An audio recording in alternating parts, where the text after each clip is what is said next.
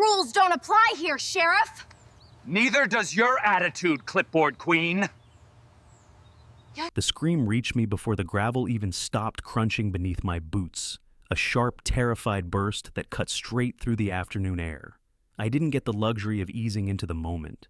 Everything hit at once. My daughter's shaking silhouette, the dog whimpering at her feet, and Marissa Kincaid standing at the edge of the shared garden path with that stiff, superior posture she loved to weaponize. If you've ever felt your chest tighten at the sight of someone you love in danger, stay with me. This isn't just a story. It's what happens when power is handed to the wrong person, and a neighborhood pretends not to notice. And before anything goes further, where are you watching from? She'd flung a liquid that still glistened on my child's sleeve. The moment I saw the pattern, that uneven shimmer, something inside me shifted. She didn't know who I was yet. She didn't know what I'd spent years training deputies to identify. So, when she lifted her cheap clipboard as if it shielded her, I stepped between her and my daughter. The reversal was instant. "Careful," I said softly, keeping my tone even. "That splash tells me more than you think." It wasn't a threat. It was a warning, one she didn't understand. Not yet. For anyone who's ever stood up to a bully who thought rules made them untouchable, stay with me and hit the subscribe button, because what happened next became a turning point I never expected. The clipboard wobbled slightly in her grip. The board chair masked it with a smirk, but I caught the flicker. And that's when the shift in power became real. I didn't need to tell her I was the sheriff. I didn't need to mention training or rank. I only had to mention evidence patterns, and the enforcer in crimson stiffened like someone who just realized she'd stepped into the wrong fight. I didn't raise my voice. I didn't posture. Calm was its own weapon, one forged from years of knowing how quickly emotion can cloud judgment. And I needed clarity if I was going to protect my kid. My daughter clung to me, trembling. Watching her small hands shake lit something inside me that I hadn't felt since the night I lost my wife. This garden path, the one winding through the center of Willow Ridge Estates, used to be her mother's favorite place to walk after dinner. Lila kept coming here because it made her feel connected to the woman she barely got to grow up with. That's the part the tyrant in heels would never understand. This wasn't some landscaping dispute. This wasn't about a dog brushing against shrubs. This was about a memory we were fighting to hold on to, one that the officer of rules had tried to poison with her obsession for control. The burning on Lila's arm wasn't graphic, but it was real. It wasn't dramatic, but it was intentional. And the clipboard queen looked at her like she was just another violation number to circle on her printed sheets. That's what tore through me the hardest, not the sting on my daughter's skin, but the emptiness in the woman who caused it. The way she stood there rehearsing excuses in her head like she'd practiced them in a mirror. The way she lifted her chin as if families were beneath her policies. I held Lila close and steadied my breath.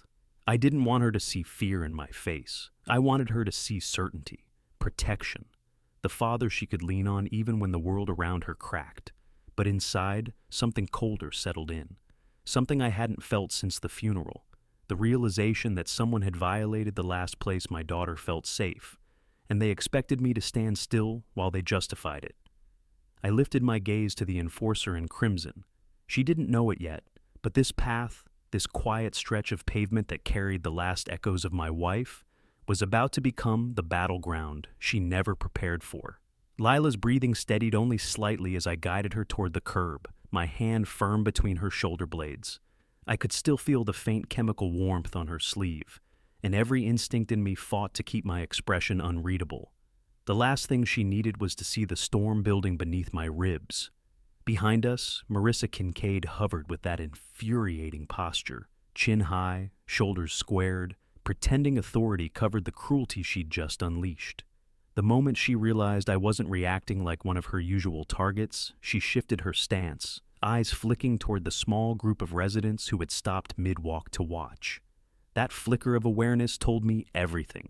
She was already calculating her defense. I picked up the leash where it had fallen. Our dog paced in small, anxious circles, whining as if he understood something had gone terribly wrong. When I finally turned back toward the board chair, she clutched her clipboard tighter, thumb tapping against it like a nervous tick she couldn't quite control. The movement betrayed her more than any expression. She wasn't confident. She was cornered, and trying to look like she wasn't. "You shouldn't let her near restricted landscaping," the officer of rules snapped, raising her voice loudly enough for the bystanders to hear. That was her game. Project blame first, rewrite the story second. It was the same predictable pattern I'd seen in confrontations for years. The aggressor creating noise to erase intent. She didn't realize noise doesn't work on someone trained to read between quiet moments. Lila leaned against my side, and when I looked down at her face, I saw that familiar look I'd prayed I'd never see again. The look of a child trying to hide her pain so her parent doesn't worry. My heart twisted. There was no room for rage here, only precision. My late wife used to tell me that the world could withstand anger, but a child could only survive certainty. So I kept my voice gentle when I told Lila everything was going to be okay, even though the certainty I felt was a different kind. The cold focus that comes before truth gets pulled into the light. The enforcer in crimson watched every word from a distance, trying to assess how much control she still had. It was almost fascinating to see her mask shift. Her eyes darted from my badge to the path to Lila's arm, like she was rearranging the pieces of a puzzle she didn't want to solve. When she stepped forward, residents took a small, collective breath. People who'd been quietly terrorized by her rulebook for months. That subtle reaction told me her power wasn't as solid as she pretended. "This is a simple violation notice," the clipboard queen said, each syllable sharp enough to cut. "If you'd read our regulations, you'd know pets aren't allowed within 10 feet of treated beds. Accidents happen when people ignore safety guidelines." Accident. The word hit me harder than I expected. She'd used it too quickly, too confidently. People who make mistakes hesitate. People who act intentionally race to justify. And she wasn't hesitating at all.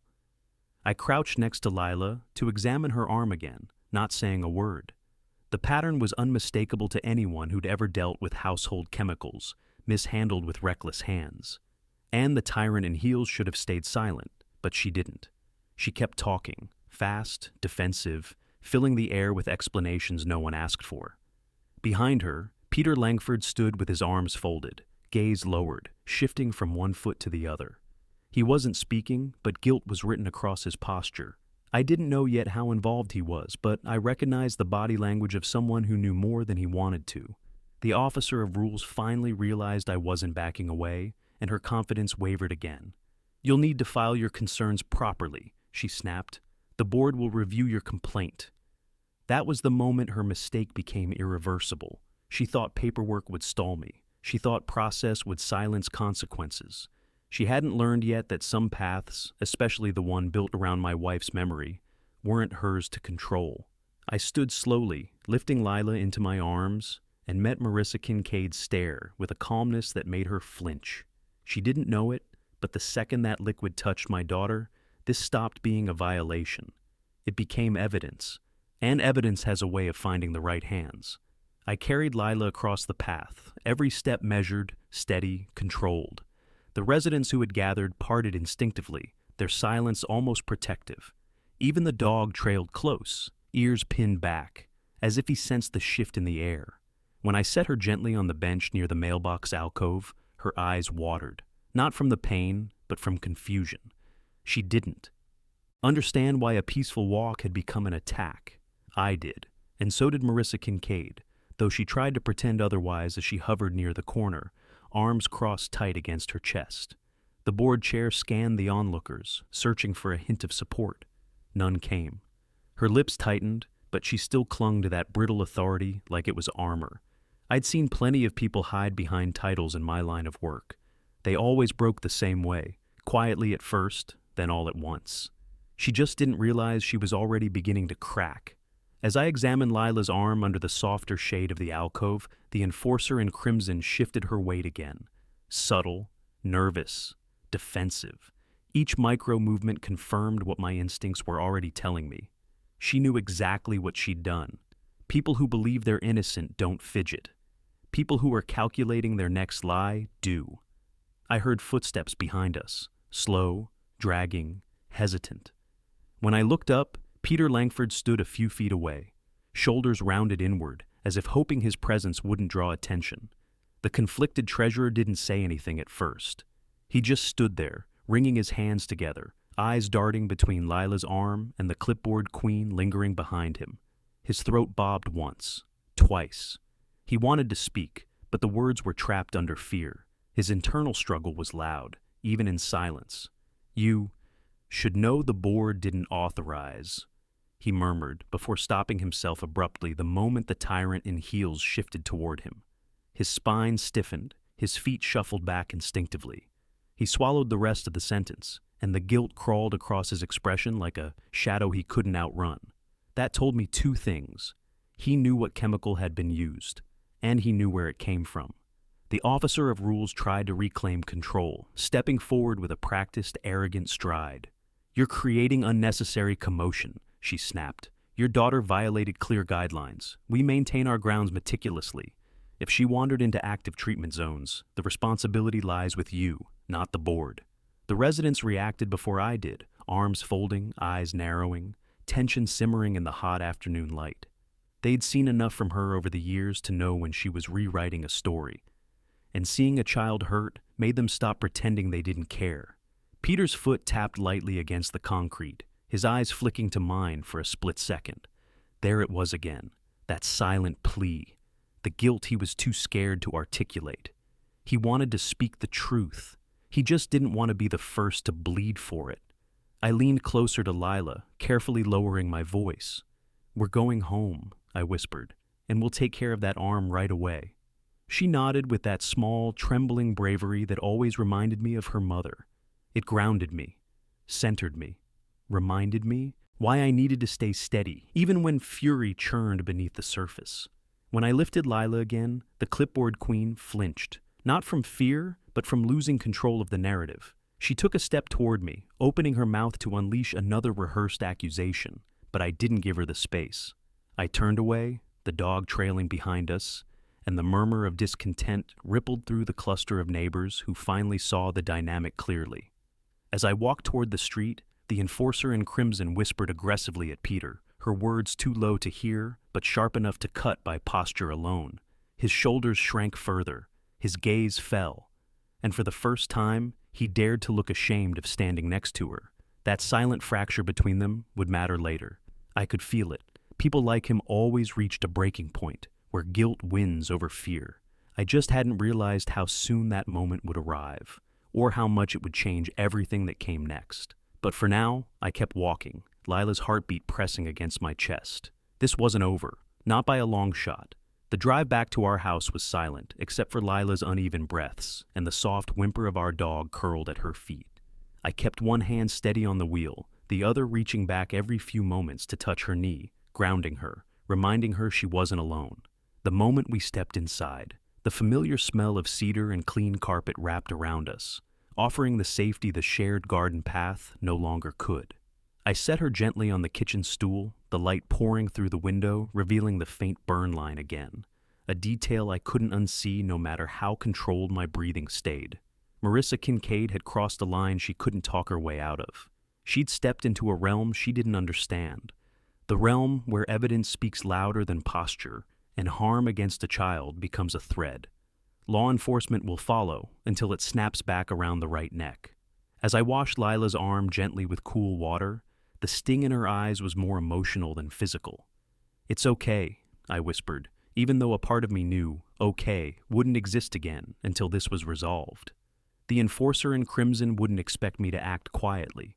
She relied on noise, policy meetings, violation notices, public reprimands. But silence unnerved her. Silence meant I was thinking, and thinking was where people like her lost control. I wrapped Lila's arm in a soft cloth, helped her settle with a blanket on the couch, and then called Deputy Aaron Solis. Her voice tightened the second she heard the words, "chemical burn." She didn't ask questions that didn't matter. She simply said, "I'm on my way," and hung up. Efficiency was one of her strongest traits, and right now I needed that more than anything. While waiting for Aaron, I opened the back door to let the dog out. He stayed glued to my leg instead, refusing to take, more than 2 steps away, as if he feared stepping back into that path where the clipboard queen had stood like a specter waiting for her next victim. His instincts weren't wrong. The tyrant in heels had grown bolder lately, leaning heavily on her title to mask the fractures in her own authority. and harming my daughter wasn't an accident. Every piece of her behavior confirmed that. A car slowed outside. Through the blinds, I saw the officer of rules in her red blazer, phone pressed to her ear, pacing near the curb like she was trying to spin the narrative before it slipped from her hands. Her head turned toward our house repeatedly, sharp and paranoid. She wasn't checking in. She was circling prey. When her gaze caught mine through the window, her posture stiffened, and she spun around, nearly tripping in her hurry to return to her car. She sped off a moment later, the engine roaring louder than necessary. Why was she circling my house? Because she knew evidence, real evidence, changes everything. And she needed to know whether I'd recognized what hit Lila's skin. Erin arrived minutes later. She stepped into the living room, eyes sweeping from Lila's wrapped arm to the wet cloth by the sink, then back to me. She didn't need an explanation. She needed clarity. I gave her the sequence of events with precision, each detail laid out cleanly, free of emotion. That's how cases stay strong. That's how truth survives scrutiny. She listened, jaw tightening further with each sentence. While I spoke, movement outside caught my attention again, this time at the far end of the street. A cluster of neighbors whispered near the white mailbox pillar, heads turning toward our house, their concern genuine and unfiltered. People who'd once been intimidated by the board chair were now rethinking their silence. Then a second figure appeared, Peter Langford, walking slowly, shoulders slumped, hands shoved deep in his pockets. His internal struggle was still written all over him. He paused near the curb, looking toward our home with an expression torn between shame and fear, then turned away before I could step outside. The clipboard queen was losing her grip, and with it, her circle was beginning to fracture. As Erin stepped into the kitchen to collect the cloth for analysis, my phone buzzed. A message from an unknown number, short, rushed, and exactly what I expected next in a situation like this. She's trying to cover it. Watch your back. No signature. But I didn't need one. The war had officially begun. Erin moved quietly through the kitchen, placing the damp cloth into a sealed evidence bag while I checked on Lila again. She'd finally drifted to sleep on the couch, her breathing soft but uneven, her arm resting on a pillow to keep pressure off the burn. I brushed a strand of hair from her forehead, making sure I didn't disturb her. This wasn't just a case anymore. It was an injury to the last piece of peace my daughter still held onto, and Marissa Kincaid had done it all while pretending she was enforcing community standards. Erin stepped beside me, lowering her voice. Whatever she used, it's not simple garden cleaner. Her gaze locked with mine. She knew this wasn't a friendly HOA misunderstanding. This was an escalation, a deliberate one. I nodded once, the weight settling deeper in my chest. The enforcer in crimson believed she understood power dynamics. She believed authority came from a laminated badge that said, Vice President, and a clipboard full of regulations she barely understood. But she didn't know the difference between titles and responsibility. She didn't know that chain of custody protocols turn shadows into evidence. Or that Hazmat training teaches you to recognize patterns most people never notice. Before I could speak again, a sudden sharp knock rattled the door. 3 quick hits, followed by silence. My hand instinctively went to my holster, though I didn't draw. I approached the door cautiously, scanning through the side window. A neighbor, Victoria from 2 streets over, stood outside twisting her wedding ring nervously. Her eyes darted up and down the road like she'd run here in secrecy. I cracked the door. Everything all right? She hesitated before stepping closer. She's already spreading lies, she whispered, fear tinting her voice. She's telling people your daughter ran into hazardous zones on purpose, and that you threatened her. Her hands shook. People are scared to contradict her, but they're also angry. The clipboard queen wasted no time building her false narrative. She was moving fast, trying to create confusion before the truth settled. Typical tactic. I thanked Victoria and assured her she'd done the right thing. Her shoulders softened with relief before she hurried back toward her car. Erin's jaw tightened. She's panicking. She should be, I replied quietly. But if the tyrant in heels was spreading stories, she wasn't working alone. Someone was helping her push those lies. Someone inside the HOA who either feared her or depended on her approval, and that brought one name to mind. Peter Langford. I stepped onto the porch to get some air, leaning against the railing as the breeze shifted through the trees lining the cul-de-sac. From here, I could see the shared garden path in the distance, peaceful from afar, hiding the violence that had happened on it. My phone buzzed again. Another message from the same unknown number. Check the West Maintenance Zone. Not everything is approved. My pulse quickened, not from fear but from recognition. This wasn't a threat. It was a clue. And it didn't come from someone trying to mislead me. The phrasing was too cautious, too careful. Someone was trying to help without exposing themselves. Aaron read over my shoulder. Who sent that? Someone who knows the chemicals used on that path, I said, slowly. Someone who's scared to be seen talking to me. Peter? She asked. Most likely. The board chair may have controlled the surface, but fractures were spreading underneath her rule. Fear makes people obey. Guilt makes them break. We need to check that maintenance zone, Aaron said. I shook my head. Not yet. We wait for daylight and for Lila to be stable. And when we go, we document everything. Because this wasn't about gathering random evidence. This was about establishing the chain needed for county hazmat officers to take over. One mistake, one disturbance of the wrong item, and the case could fracture. As I stepped inside again, the officer of rules appeared at the far end of the street, standing with her arms crossed, phone in hand, eyes locked on my home, watching, measuring, planning her next excuse. She thought surveillance made her powerful. She thought intimidation would break me. But when her eyes met mine across the yard, she froze. Not in fear, but in realization. The kind of realization people get when they suddenly understand the person they hurt wasn't who they thought. She blinked once, mask slipping just for a heartbeat. The enforcer in crimson finally realized she hadn't splashed a civilian's child. She'd splashed the sheriff's, and the ground beneath her feet was about to shift. Morning light crept across the living room floor, soft and pale, settling over Lila as she slept curled beneath her blanket. I watched her chest rise and fall steadily, a rhythm that steadied something deep inside me. The redness on her arm had dulled slightly, but the mark remained, a quiet reminder of what Marissa Kincaid had set in motion. I had spent the night in the armchair beside her, one eye on the clock, the other on the street outside. The enforcer in crimson had circled twice before midnight, headlights off, driving slow enough to think she wouldn't be noticed. She'd forgotten who she was dealing with. When Erin returned just after dawn, she carried 2 travel mugs of coffee and a look that told me her mind hadn't rested either. County hazmat officer is on standby, she said quietly. They'll move the second we document the source. Good, that was the goal now. Evidence, not anger. Order, not chaos. People like the clipboard queen thrived on emotional reactions because they made the truth harder to see. But I wasn't reacting. I was preparing. We stepped outside to go over the plan, the morning air crisp against my skin. The yard was still, peaceful, the kind of peaceful that makes danger feel unreal. But as we moved toward the sidewalk, a metallic clink echoed from the side of the house. Erin's hand drifted toward her holster, mine lifted in a silent signal to wait. A moment later, Peter Langford stepped into view, clutching a binder so tightly his knuckles blanched. His entire body telegraphed guilt.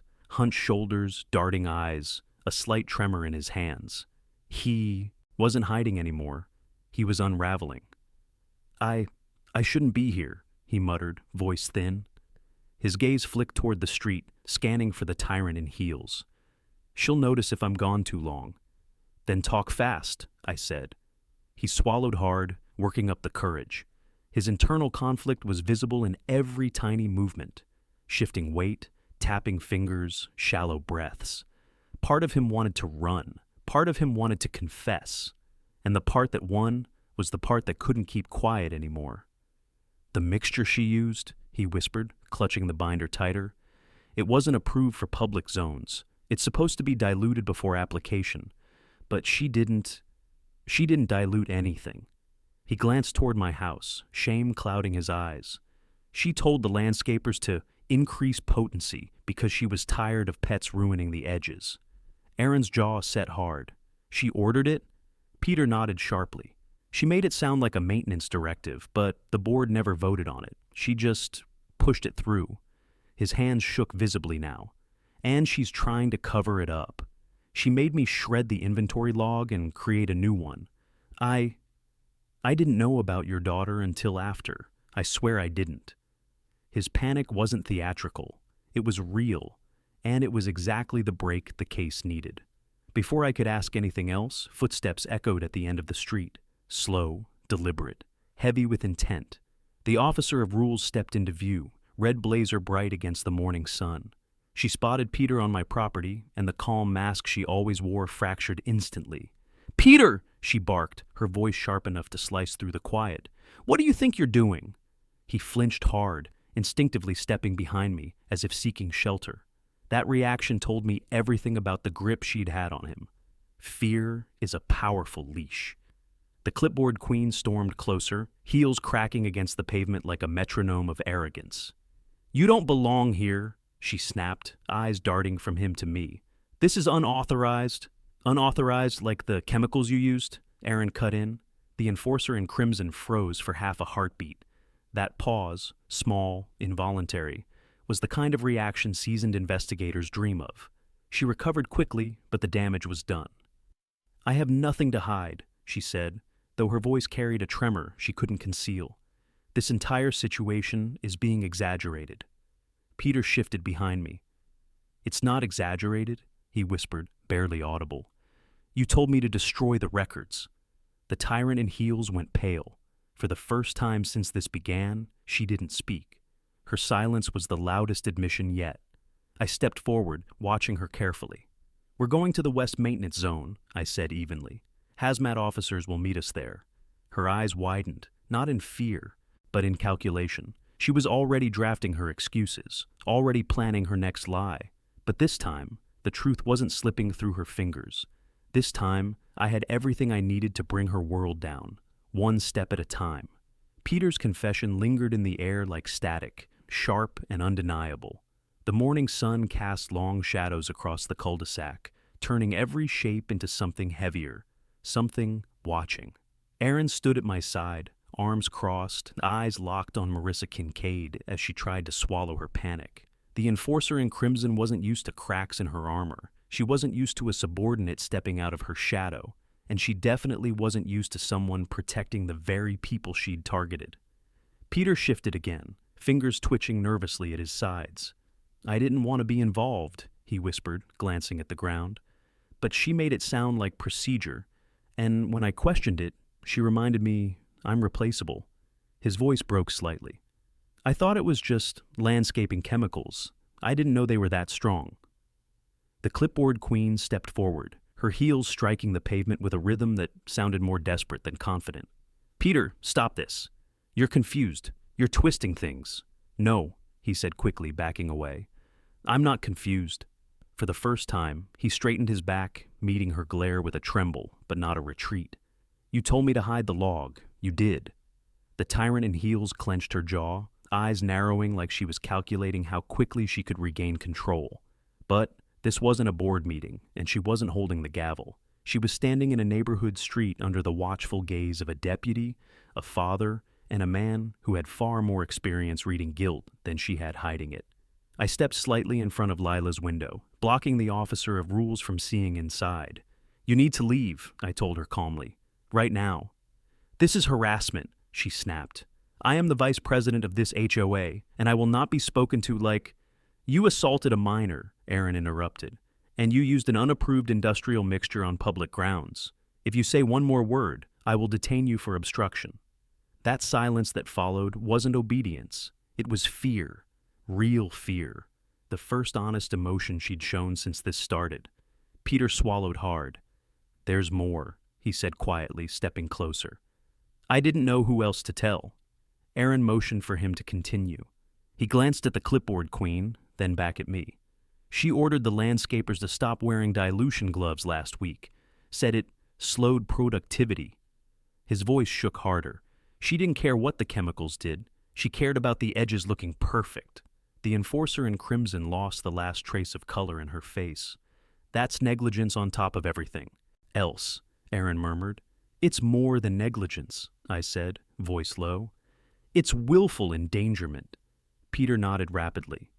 "And she told me yesterday that if anyone asked, we should say the shipment was mislabeled."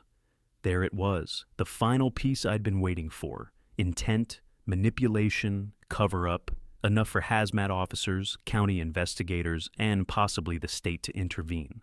I placed a hand on Peter's shoulder. He flinched, then exhaled slowly, tension draining from him like someone finally dropping a weight he'd carried too long. "You did the right thing," I said. "You're helping more people than you know." His eyes glistened briefly, the conflict inside him finally giving way to relief. I couldn't keep watching her hurt people. Behind us, Marissa Kincaid bristled, fists tightening at her sides. "This is outrageous," she hissed. "You're believing the words of someone who can barely keep his own job. He's lying." "No," I said quietly. "He's scared. Scared men lie to protect themselves. He's telling the truth to protect others. That's how I know the difference." Her jaw twitched hard, and she turned away sharply, storming toward her car with trembling hands. Her retreat wasn't surrender, it was strategy. She was regrouping, recalculating, trying to regain control before everything slipped through her fingers. But it already had. When she sped off, Peter let out a shaky breath. "She's going to retaliate," he said softly.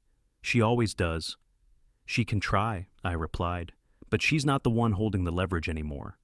Aaron nodded. "We move to the maintenance zone next. Hazmat officers will meet us there." Peter wiped his palms against his slacks. "I'll show you everything."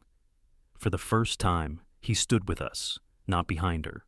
The tide had shifted, and the clipboard queen knew it. The West Maintenance Zone sat behind a row of trimmed hedges and a padlocked gate the neighborhood rarely noticed. Most residents thought landscapers stored tools there. They had no idea chemicals were mixed in that space, no idea how careless decisions made by Marissa Kincaid had turned it into a quiet hazard. As Aaron, Peter, and I walked toward it, the early sun cast a long shadow across the pavement, stretching toward the gate like a warning.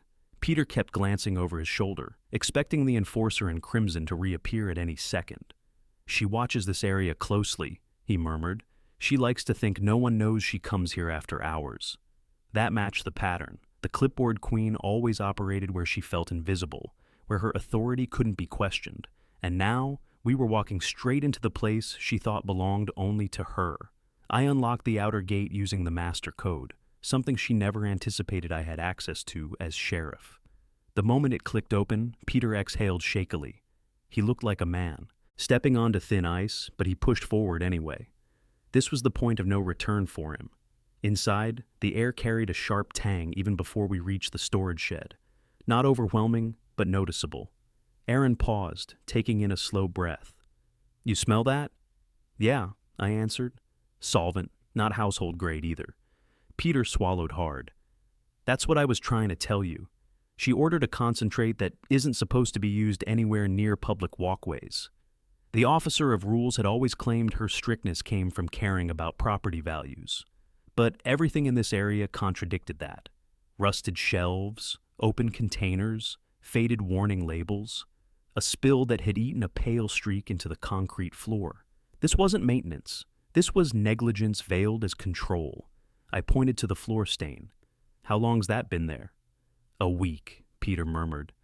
When the landscapers complained about burning sensations on their hands, she said they were being dramatic. Erin crouched down, snapping photos with her department-issued camera, documenting angles, streak patterns, runoff direction. She moved methodically, each shot capturing exactly what we needed to bring in county environmental officers. Meanwhile, I scanned the shelves, noting dents, residue, and mismatched containers. Then I found it, the half-empty jug with an industrial-grade label partially peeled off. The same type of solution that had splashed onto my daughter. I didn't touch it, not even with gloves. Chain of custody protocol mattered more than instinct right now. Peter stepped beside me, voice trembling. "She opened that one herself, said she needed stronger results." Stronger results. On grass, on shrub lines, on aesthetics. And she'd done it knowing it endangered anyone who got too close, including children. A sudden thud echoed outside, followed by hurried footsteps. Peter jumped, flinching so violently Erin reached for her weapon. I raised a hand, signaling caution. We moved toward the shed entrance carefully, each footstep measured. Through the narrow gap in the hedge, I saw her, the board chair, standing near the fence with her phone clutched in her hand. She wasn't recording, she was listening, eavesdropping, watching our movements like a hawk defending territory. Her expression tightened when she realized she'd been spotted. I stepped out fully, forcing her to face me. She stood rigidly, jaw clenched, red blazer striking against the greenery. The tyrant in heels tried to mask the panic in her eyes, but she couldn't hide the way her fingers tightened around her phone. "What are you doing here?" she demanded. "Documenting," I said calmly. "You don't have authority to investigate HOA property. This is county jurisdiction when hazardous materials are involved." Her expression faltered. She didn't expect that. She didn't expect procedures she couldn't manipulate. "The landscapers were exaggerating," she said, waving one hand dismissively. "There's nothing dangerous here." Behind me, Aaron stepped into view, holding the evidence bag with the precision of someone who knew exactly how damning it was. The clipboard queen paled. "You're making a serious mistake," she snapped, voice cracking. "No," I replied. "I'm preventing one." Her mask dropped for just a heartbeat, revealing the truth. The moment she understood, her authority was collapsing. Peter spoke from behind me, voice small but steady. "She told me to hide everything. She knew this wasn't allowed." The officer of rules stared at him like he'd just betrayed the oath she believed he owed her. Rage flickered in her eyes, hot and unfiltered. "You have no idea what you're doing," she hissed. But this time, Peter didn't shrink. He stayed behind me, shoulders squared, fear still present, but no longer guiding him. Hazmat would be here soon. The evidence was clear. And Marissa Kincaid finally realized she wasn't in control of the board, the narrative, or the outcome anymore. The air around the maintenance zone felt heavier as we stepped back toward the open gate, each passing second tightening the noose around Marissa Kincaid, and she knew it. The enforcer in crimson hovered just outside the hedge line, her polished heels planted like she was bracing against an invisible storm. Her eyes darted between Aaron's evidence kit and Peter's trembling stance, calculating every possible escape route, every lie she might use to spin herself out of the mess she'd created. I didn't give her that opportunity. "Hazmat team's 5 minutes out," Aaron said under her breath, snapping another photo of the concrete stain. Her tone was sharp, steady, a signal to anyone watching that this wasn't a neighborhood squabble anymore. The clipboard queen's jaw flexed hard. "You're escalating a simple landscaping issue." "No," I cut in calmly. "You escalated it when you threw an undiluted chemical mixture at a child." The tyrant in heels flinched, a tiny jerk that exposed the fear crawling under her skin. She opened her mouth to fire back, but the sound of a vehicle turning the corner made her freeze. A white, unmarked county sedan rolled into view, emergency lights off, but unmistakable in purpose. Good. She needed to see what losing control looked like. Peter exhaled shakily, shoulders dropping as if he'd been waiting for someone, anyone, to show up and validate the guilt that had been eating him alive. His voice came out thin. "She's been hiding the containers behind old equipment. There's more inside the back shed." The officer of rules whipped toward him, fury blazing in her eyes. "You're lying." But she didn't sound confident. She sounded exposed. For a moment, the world around us seemed to hold its breath. Neighbors peeked from their porches. A few gathered near the sidewalk, whispering. Tension spread like wildfire through the quiet cul-de-sac. Every resident who had swallowed their fear, who had told themselves to stay out of HOA politics, was now watching the downfall of the woman who'd controlled them for years. The board chair tried to regain footing. "You're all making a mistake. The board will convene this afternoon. We will determine the appropriate response." I stepped closer, letting my presence speak louder than my words. "There won't be any board decision today. County officials will be taking over." That hit her like a physical blow. Her nostrils flared, eyes widening with realization. She was no longer the highest authority in this scenario. She wasn't even a participant. She was a subject of investigation. "You can't just—" "Watch me," I said softly. She took a step back, instinctive, involuntary, revealing cracks she could no longer hide. While Aaron guided the hazmat officers toward the shed, I stayed near the entrance with Peter. His hands were still shaking, but he didn't retreat. Not this time. "She told the landscapers the chemicals were experimental," he murmured, "and when they complained about symptoms, she told them to quit if they were too sensitive." The enforcer in crimson spun around, fury rising. "That's not what happened. You're twisting every—" A hazmat officer appeared beside us. "Sir," he addressed me, The mixture inside the shed is industrial grade, highly corrosive, and completely illegal for HOA use.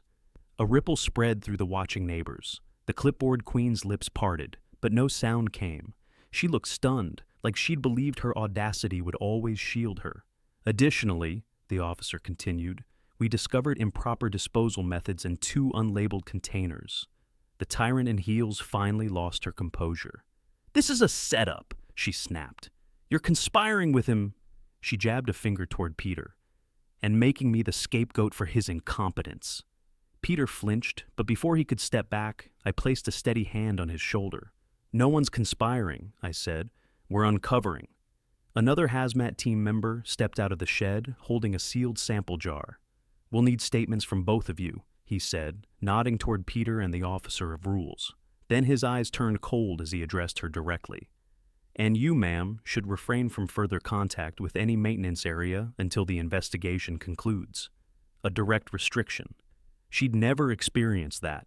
Her face twisted, but behind the anger, something else flickered. Fear, real, unfiltered fear. She tried to regain footing one last time. You're all acting on incomplete information. I run this neighborhood. I stepped forward until I was close enough for her to see the truth in my eyes. Not anymore. The board chair recoiled.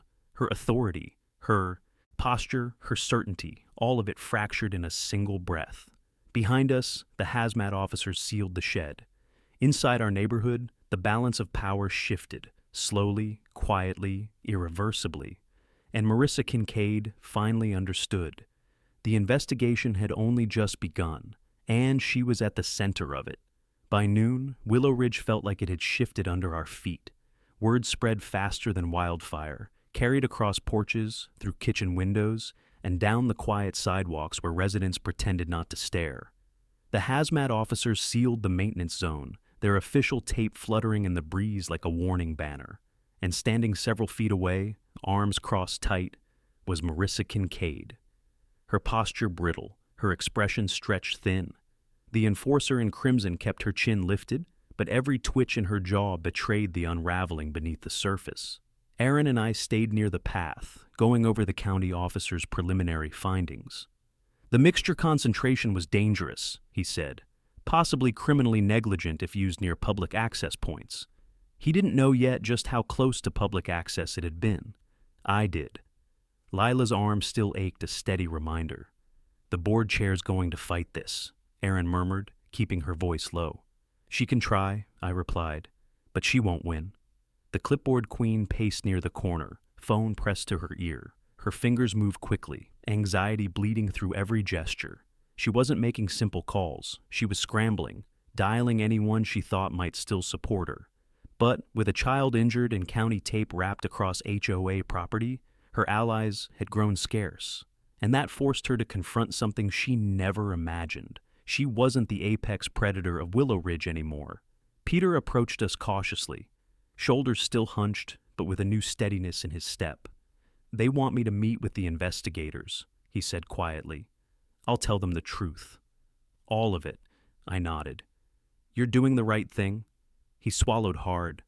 I should have said something sooner. She made everyone feel like they had no choice. The tyrant in heels glanced over at him right then, as if she'd felt her name pass through conversation. Her glare was venomous, sharp enough to cut. But this time, Peter didn't shrink. He met her stare with a shaky resolve that surprised even him. Small victories build big ones.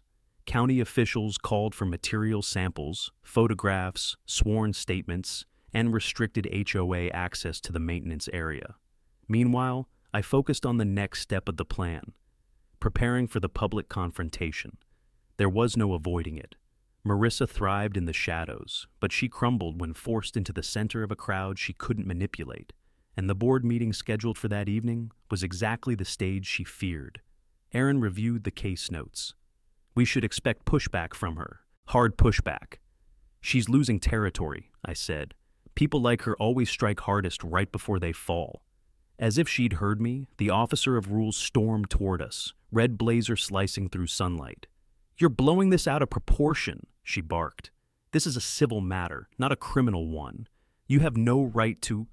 You used an industrial solvent on community grounds, Erin cut in, her calm so steady it made the clipboard queen falter. Any claim of this being civil is gone. Marissa's eyes flicked wildly, defensive, cornered. You're both twisting facts. Do you understand the damage you're causing to this neighborhood? Do you? I asked quietly. Her mouth opened, but no words came out. She wasn't expecting resistance from both sides. She wasn't expecting her authority to crumble under evidence instead of emotion.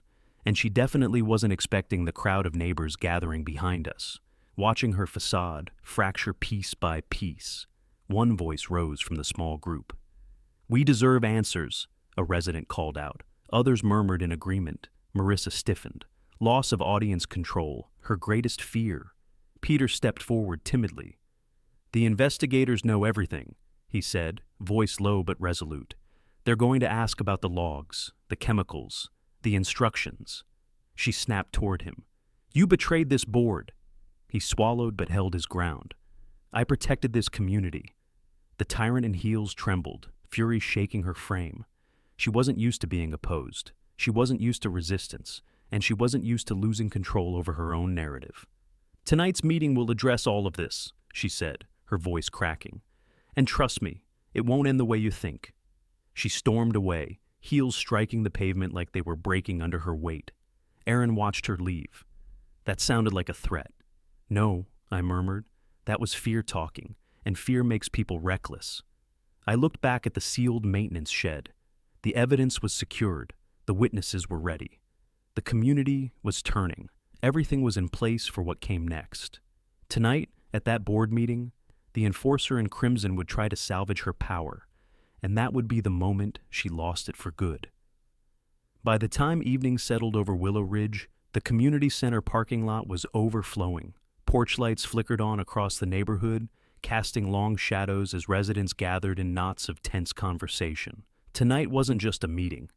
It was a reckoning, one Marissa Kincaid had spent all day trying to prevent. The enforcer in crimson stood at the top of the steps, her red blazer sharp under the building lights, posture rigid like she was holding herself together with sheer force. Inside the meeting hall, chairs filled quickly. Whispered anger rippled through the room, the sound of a community, finally ready to confront what they'd been afraid to name. The board chair tried to command attention with a single sharp tap of her pen, but the room didn't fall silent like it used to. Authority isn't a uniform, it's trust, and hers had evaporated. Erin and I stood near the back, giving residents the front rows. Lila was home with a neighbor she trusted, wrapped safely under blankets. My chest eased slightly, knowing she wasn't here to witness this. Tonight was for adults who had allowed fear to sculpt the neighborhood they lived in. The clipboard queen cleared her throat and launched into a rehearsed monologue. "Before we begin, let me assure you all that recent claims circulating through the community are grossly exaggerated, fiery rumors designed to disrupt order." A murmur rose, one of disbelief, not agreement. She pushed on. "We follow regulations, we prioritize safety, and we maintain our standards with diligence. Any talk of hazardous misuse is misinformation." "Then why's the maintenance zone taped off?" someone shouted, her lips pressed into a thin line. "County officials are acting on incomplete data," she said through clenched teeth. "Incomplete?" another voice challenged. "We saw them take containers out." Her mask slipped for just a moment, panic, real and raw, cracking through the performance. Peter Langford stepped onto the stage before she could recover. The microphone squealed as he adjusted it with trembling hands. "I need to say something," he announced, voice wavering. "All of you deserve the truth." The tyrant in heels nearly lunged for him. "Peter, don't you dare!" But he lifted a hand, surprising even himself. "No, I'm done being scared of you." The room fell into a stunned silence. He swallowed, shoulders shaking, but he kept going. The chemical mixture used along the shared garden path wasn't approved. It wasn't diluted. And it should never have been near any public walkway.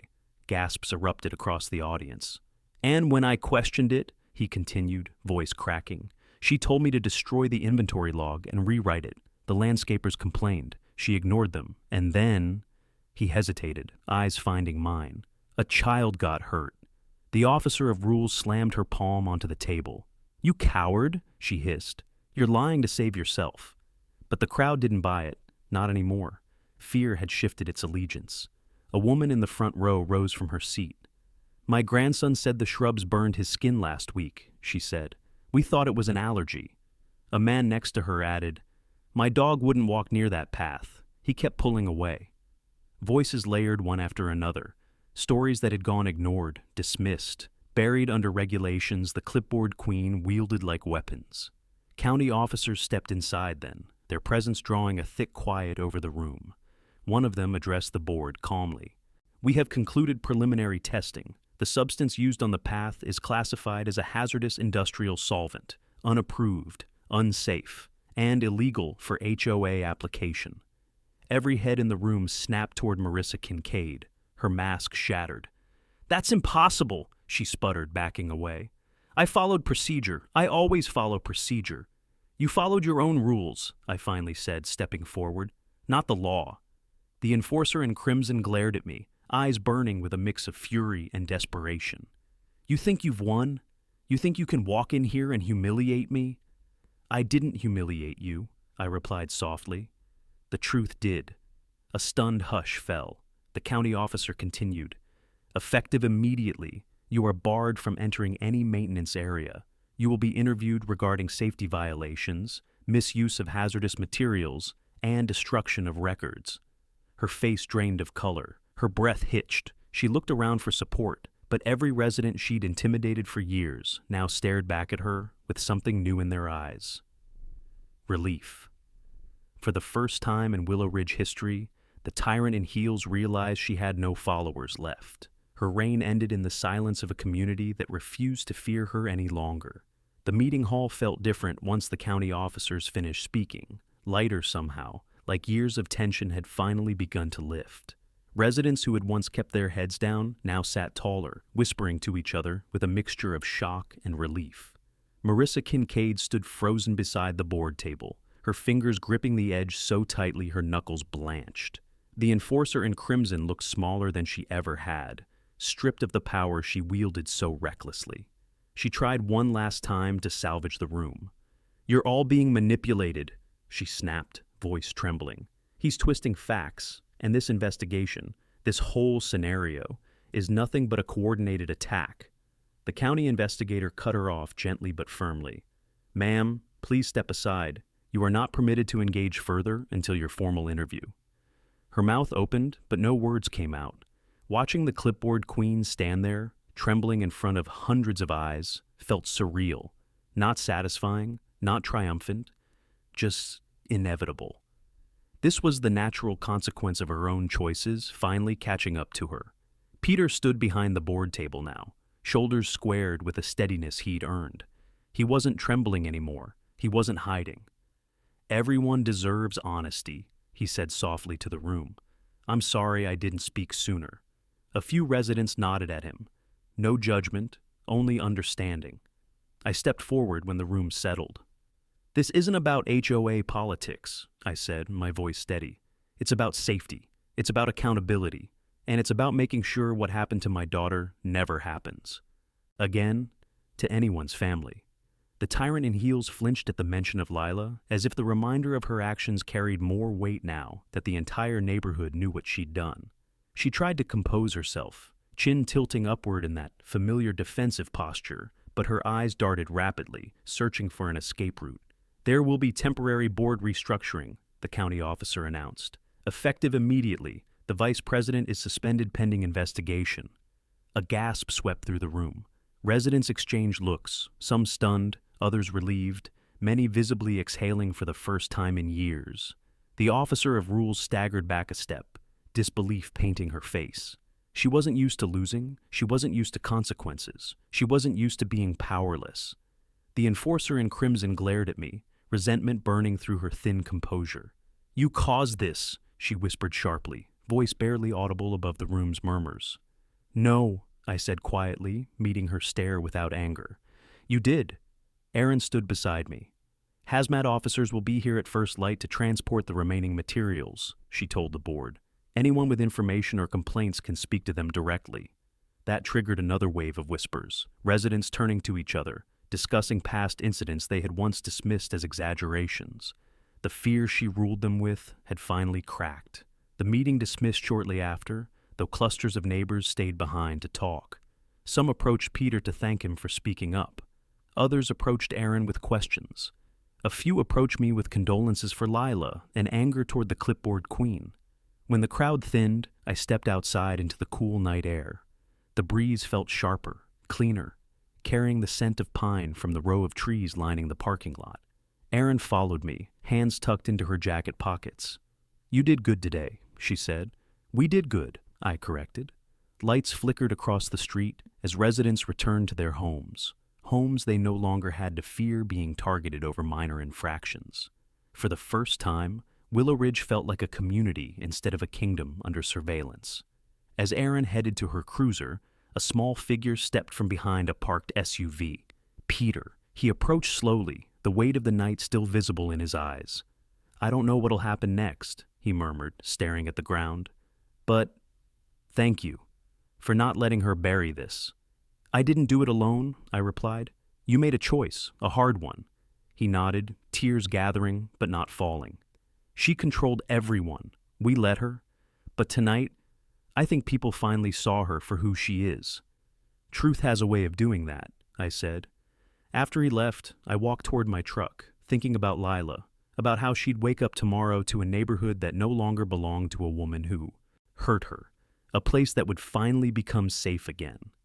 I paused before getting in, looking back at the dimming community center. The board chair stood alone near the doorway, arms wrapped around herself, no followers left to shield her. Her reign hadn't ended with a dramatic collapse. It ended with silence, truth, and the weight of accountability.